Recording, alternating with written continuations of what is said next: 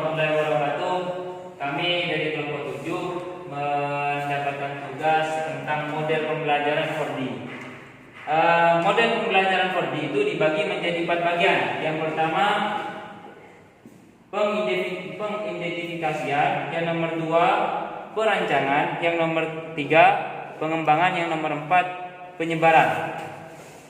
Jadi dalam setiap 4 tahap ini terdapat syarat-syarat yang harus dilakukan dalam pembelajaran 4D. Yang pertama dalam pengidentifikasian, analisis awal akhir, yaitu analisis awal akhir ini bertujuan untuk menetapkan masalah dasar yang dihadapi dalam pembelajaran. Jadi analisis awal akhir ini bertujuan untuk menetapkan masalah dasar apa yang terjadi dalam pembelajaran tersebut. Setelah itu, setelah menganalisis awal akhir, kemudian kita menganalisis siswa. Untuk apa kita menganalisis siswa? Menganalisis siswa ini digunakan untuk menelaah karakteristik siswa. Yang pertama, kemampuan akademik, kognitif, dan individual atau sosial. Jadi setelah analisis awal akhir, kita menganalisis siswa. Siswa ini bagaimana akademiknya, bagaimana kognitifnya, bagaimana kemampuan sosial atau individualnya. Nah, setelah itu, setelah kita menganalisis siswa, kita ada analisis konsep. Nah, analisis konsep ialah penganalisan konsep pokok yang akan diajarkan. Di antaranya analisis standar kompetensi dan kompetensi dasar yang bertujuan untuk menentukan jumlah dan jenis bahan ajar. Jadi dalam analisis konsep akhir ini kita ditunjukkan untuk menganalisis standar kompetensi yang akan digunakan dalam pembelajaran 4D. Setelah itu ada analisis tugas akhir. Analisis tugas akhir ialah mengidentifikasi keterampilan-keterampilan yang akan dikaji.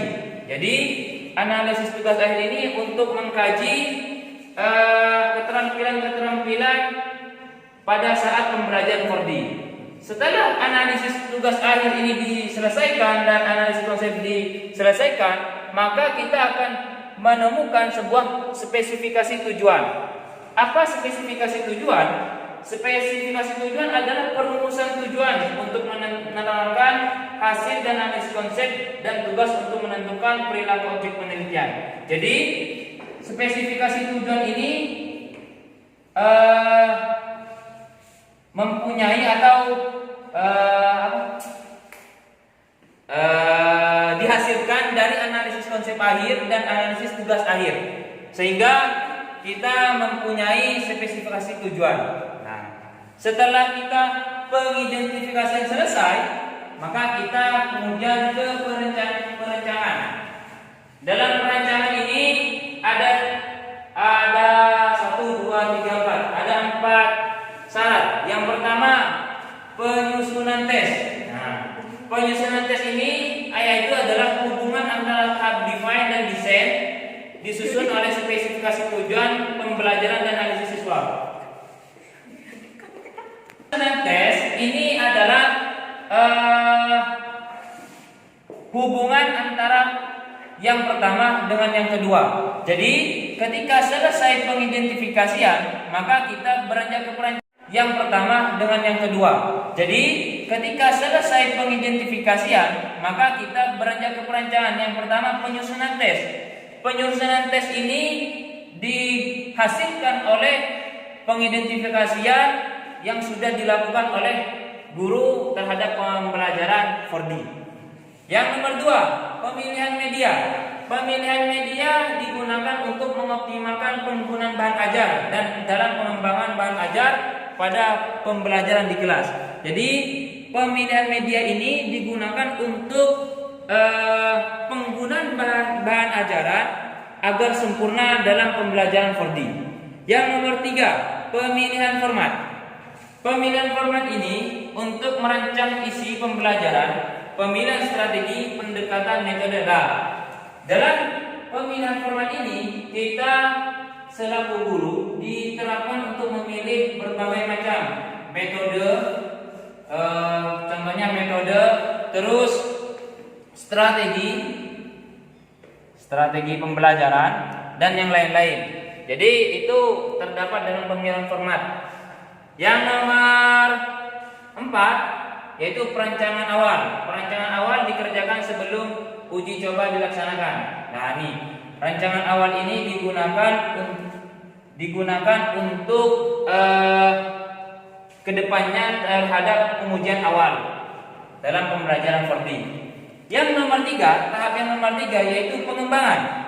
Dalam pengembangan ada 2, yaitu validasi ahli. Yang nomor 2 yaitu adalah uji coba pengembang. Yang nomor 1, validasi ahli, yaitu penilaian para ahli pembelajaran terhadap susunan-susunan yang sudah kita konsep, apakah sudah benar, apakah tidak.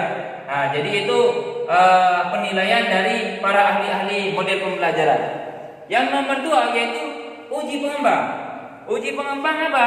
Yaitu agar memperoleh masukan langsung berupa respon, reaksi, komentar siswa. Jadi uji pengembang ini dilakukan kepada siswa setelah kita validasi ahli. Oh, ini bagus, maka kita langsung uji pengembang. Uji pengembangnya bagaimana? Apa responnya siswa? Bagaimana tanggapan siswa terhadap pembelajaran 4D yang sudah kita terapkan? Nah, semacam itu. Yang nomor 4, tahap yang nomor 4 yaitu adalah penyebaran. Yang pertama uji validasi, atau uji coba untuk mengetahui perkembangan siswa. Beda antara uji pengembang dengan uji validasi. Jika uji validasi itu melihat respon mereka, jika uji validasi ini melihat bagaimana perkembangannya ketika kita menggunakan pembelajaran 4D. Yang nomor 2, waktu atau pengemasan. Pengemasan ini dilakukan untuk